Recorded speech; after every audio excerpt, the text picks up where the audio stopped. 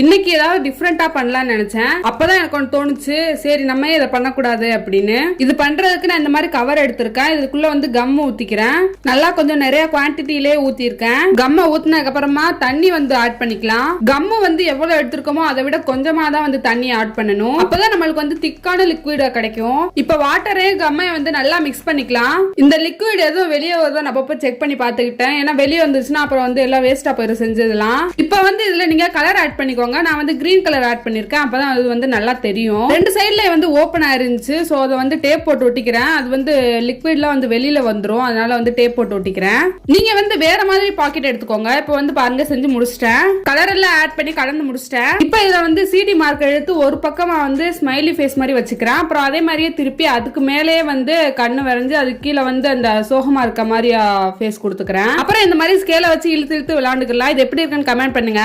நீங்களும் ட்ரை பண்ணி பாருங்க.